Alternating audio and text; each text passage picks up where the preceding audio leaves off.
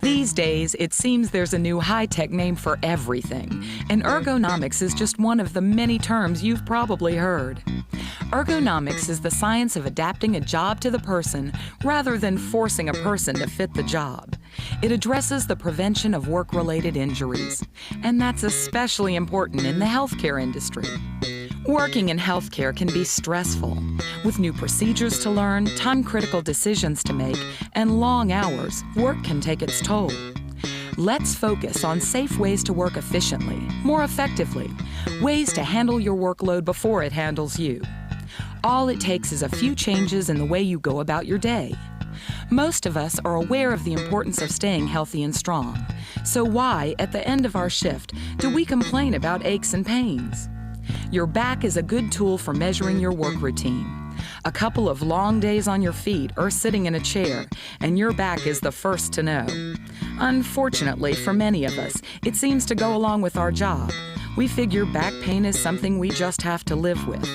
The same may be true for sore wrists, necks, or shoulders. The good news is, the pain can be avoided. Remember, ergonomics is all about changing your workstation, tools, and equipment to better fit your own comfort and capabilities. Consider your own work routine. Do you often have a backache at the end of your day? Then it's time you learn to reduce your risk of injury and physical stress by using good body mechanics, ergonomic principles, and plain old common sense. Let's get to the heart of the matter. The back is strong, and its job is to support the entire upper body. Small bones stacked up on each other are the main support. They also protect your spinal cord. In between each of these bones is a small disc. They're like shock absorbers. Their job is to cushion the movement of the back. Right behind each disc is a space where nerves travel to all parts of your body. Joining it all together are ligaments and muscles. The spinal column has natural curves.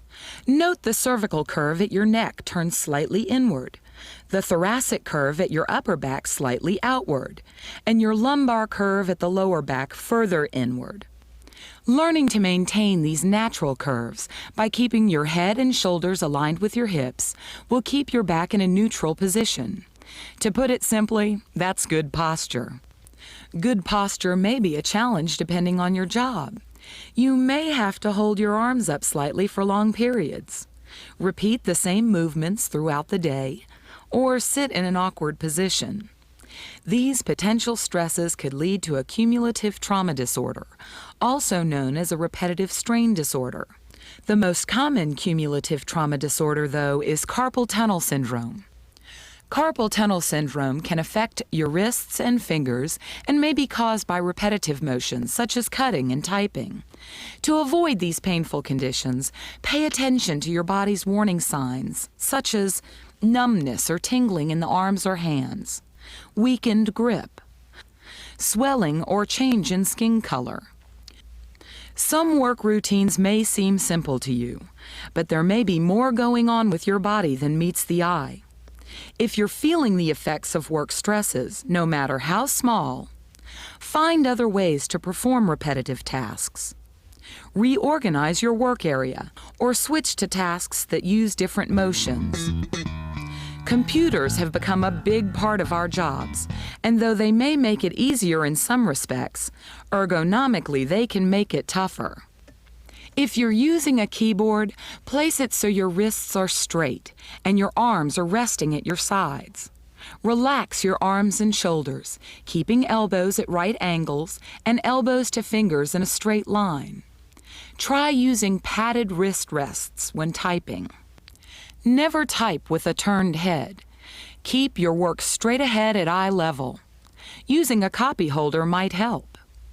Sit close to your work so you don't have to lean over. Place your computer screen at arm's length, with its top slightly below eye level. Use a chair with back support and adjustable height. If you don't have a chair that provides lumbar support, you can add support to your lower back by folding or rolling a towel and placing it behind your lumbar spine. It also helps to prop your feet when sitting for long periods. And to prevent back fatigue, try to shift positions often.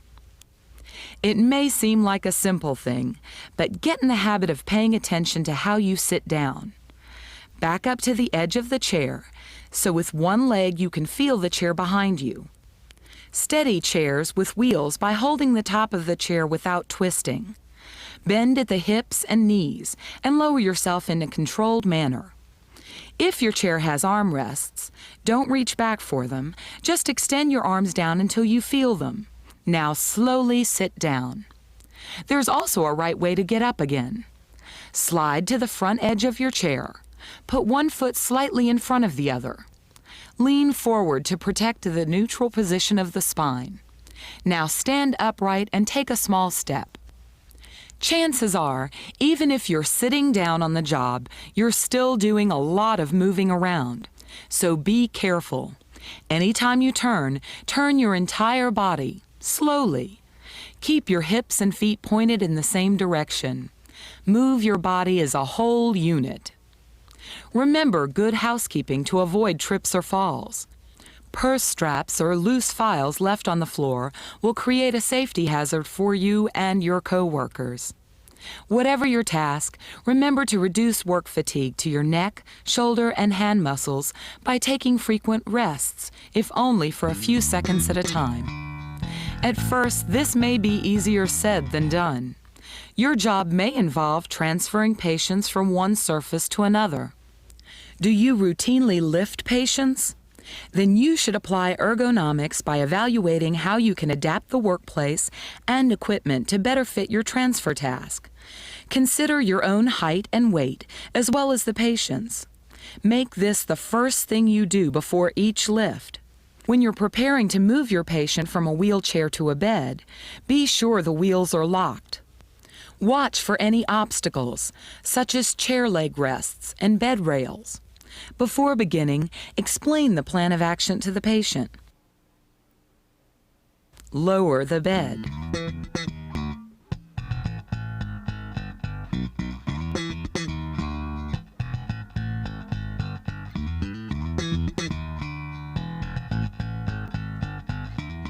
Be sure that your feet are planted firmly apart for support, bending only at the knees and hips.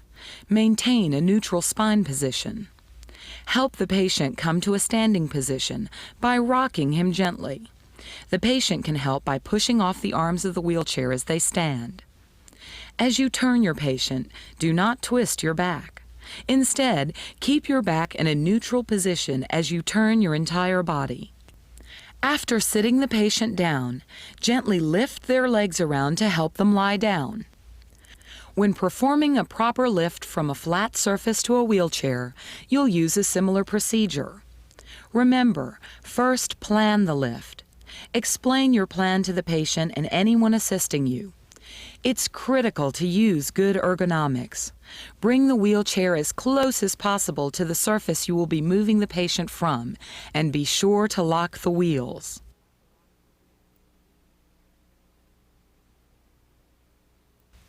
If the patient needs assistance, help them sit up. Get as close as you can to your patient.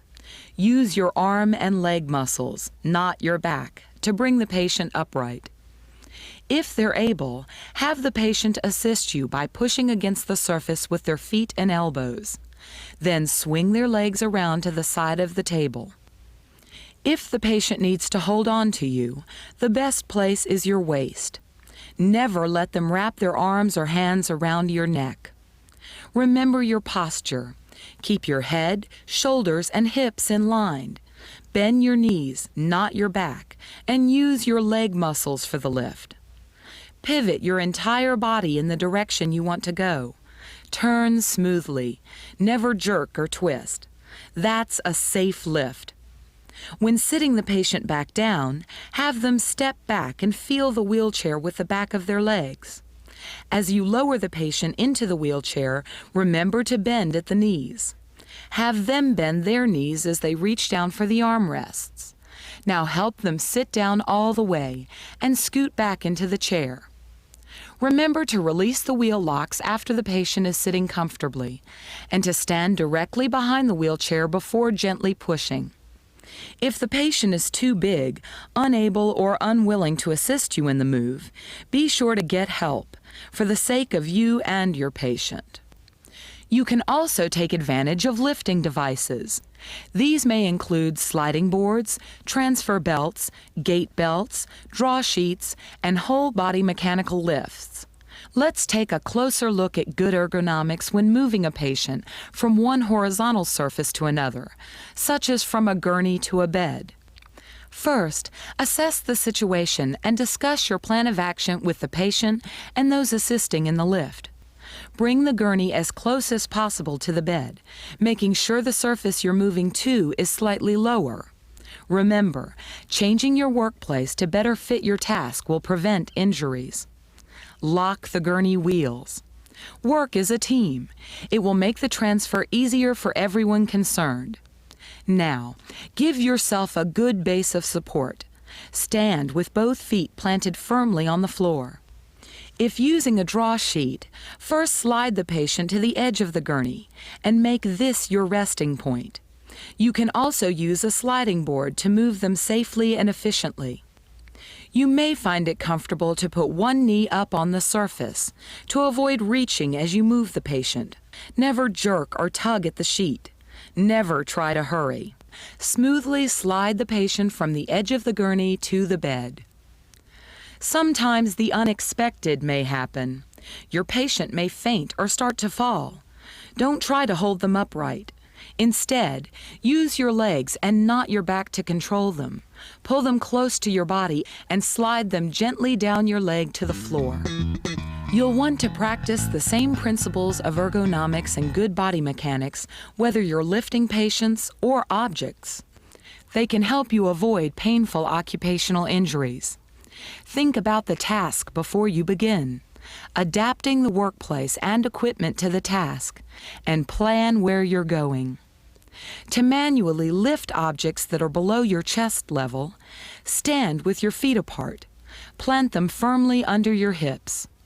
If you want to move the load to the left, place your left foot slightly back and turned out toward the left.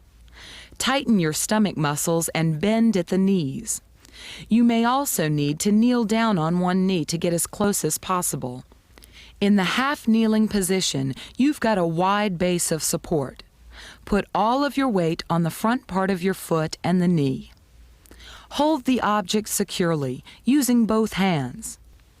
Push from the front foot to the back foot and come back up. As you stand, return to the neutral position. Now pivot with your whole body. Don't twist. Carefully set the object down. When reaching for something higher than your chest, be sure to use safe supports. Pull up a small step, and even then, you only want to reach as high as your shoulders. You may test the weight of the load by lifting up one corner. As you reach up, be sure to brace your abdominals. Remember, you're keeping the neutral spine position as you reach up and move the load. Let your arms and legs do the work, not your back. Bring the load down close to you. Now turn smoothly and slowly set the box down. Don't ever try to recover a falling load. Always judge first whether you can do the job alone. Know your own physical limitations and don't hesitate to get help. Just as we learned when we discussed patient lifts, help may come in the form of other people or tools made specially to do the job. Depending on your task, equipment such as carts and forklifts can all be of great help. Remember, always push, never pull equipment. Be sure your view is clear and unobstructed. Use both arms, slightly bent at the elbows when you push. Stay close to the load without leaning forward. Push with the weight of your whole body as you step. Equipment can do more harm than good if it's in disrepair. Periodically check any that you are using and report or tag those that are faulty. Chores like buffing floors, sweeping, mopping, and vacuuming have side-to-side movements and can cause pain. When performing this kind of work, tighten your abdominal muscles, bending slightly at the hips, feet in position. Get a wide base of support to hold yourself steady as you shift your weight. Shift from back to front, using your arms, not your back, to do the work. Be careful here to maintain a neutral spine. Even standing for long periods can put strain on your back. Remember, your feet give you a base of support, so proper footwear is essential. Wear low-heeled, rubber-soled shoes to put less strain on your back to help prevent slips or falls. If your job requires you to stand for long periods, you may try to put one foot up on a stool. Also, remember to shift your weight often, moving around whenever possible to relieve muscle strain. As a healthcare employee, you may work in a variety of settings. As a doctor, on an administrative or clerical staff, in housekeeping, nursing, maintenance, food service, or in a laboratory. When you come down to it, the goal of the entire hospital is to provide excellent patient care. But before you can care for others, it's important that you take the time to care for yourself. Practice the principles of ergonomics and good body mechanics as part of your workday. Remember, find ways to adapt the equipment and workplace to fit the task. Push, don't pull whenever possible. Bend with your knees and not your back. Maintain the 3 normal curves in your spine. Ask for help when necessary. Prevent on-the-job injuries by following some simple rules, and you, your coworkers, and patients will reap the benefits.